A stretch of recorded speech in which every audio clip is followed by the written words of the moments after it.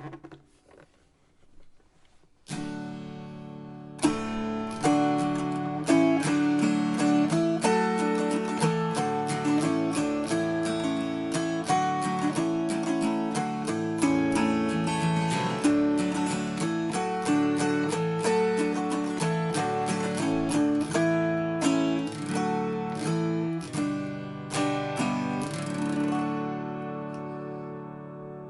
everybody, welcome to Stalking the Wild Autoharp, where today I'm going to wax a little personal.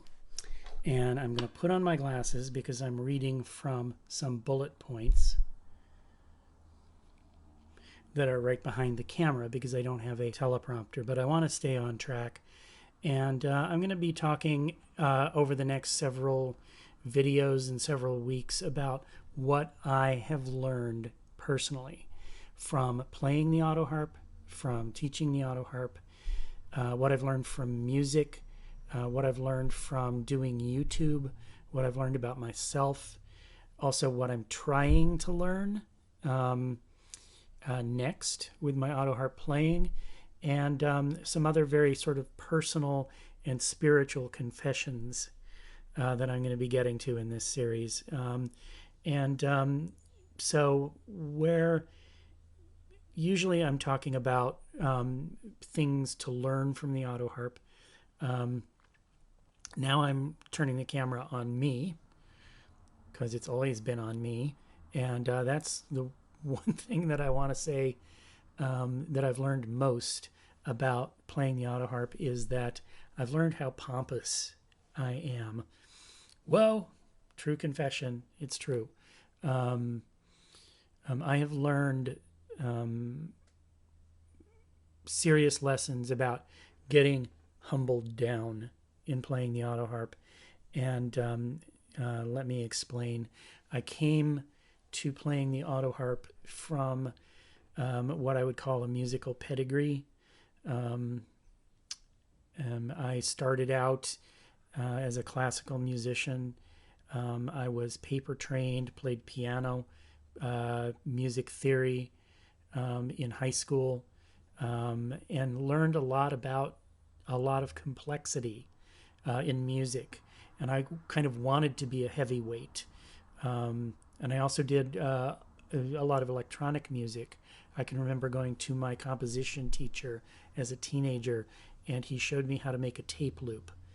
And it was all over for me, and I did all kinds of electronica.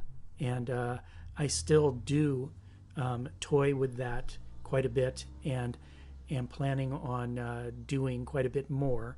I still enjoy doing electronica. Sort of something you don't know about me is that I do that kind of music. And I've learned in coming to the autoharp from that, well, let me preface by saying I came to play the autoharp because I got disillusioned with the complexity of that kind of music and that kind of life, the classical music that I was studying, and the classical musicians all seemed a little bit elitist to me. And the autoharp, originally, I wanted to make it complicated. I wanted to do all kinds of weird things with it. But I decided I was going to learn to play it right, correctly from the beginning. And I learned to play folk music on it.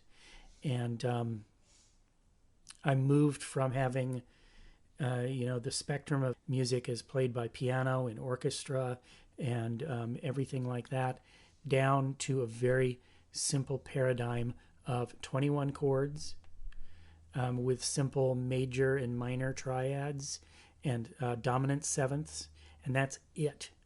That's the entire spectrum. And not only that, but most folk music is 3 chords or 4 chords, 6 chords at the most, the chords that are just inherent in the do, re, mi scale. And that was quite a humbling and limiting experience. And I learned the power of limits. I learned the great things, that less is more. This is why I say I learned how pompous I am, and I'm constantly relearning that lesson from this instrument and from the music. One of the misnomers of the autoharp, everybody's heard this at one point or another, they call it the harpsichord. But what we have to realize is that that is most people's perception of this instrument. And rather than say that we should push melody playing on people to prove how wrong that perception is, which is what I used to do, I think now that rather we can accept that as the most noble cause for an instrument, a servant role, one that supports and helps and pushes the song and the message forward. Strumming underneath singing is enough for the majority of us autoharp players, and that should be fine.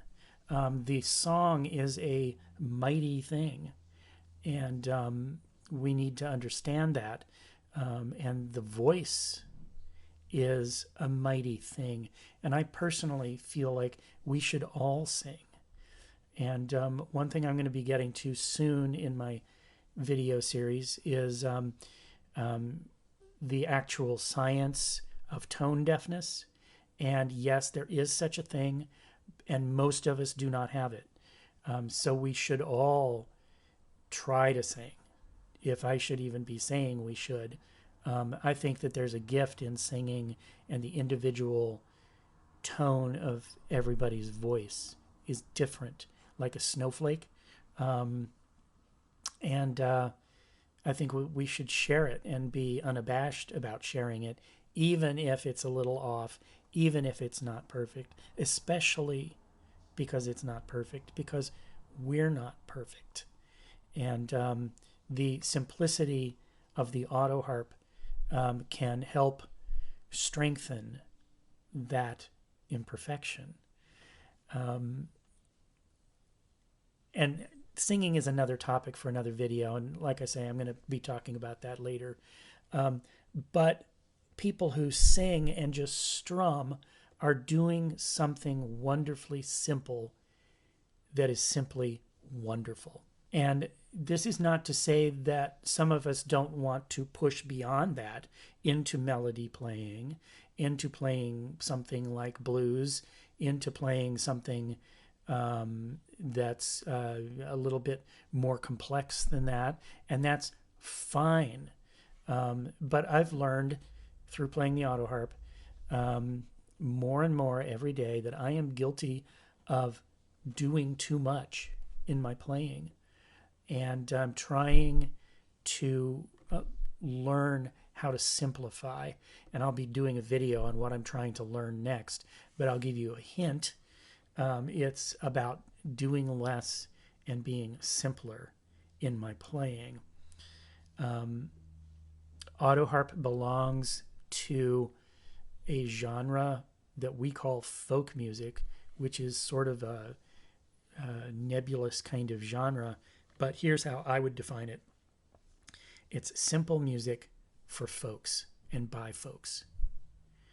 And it's better than all the complexity in the world.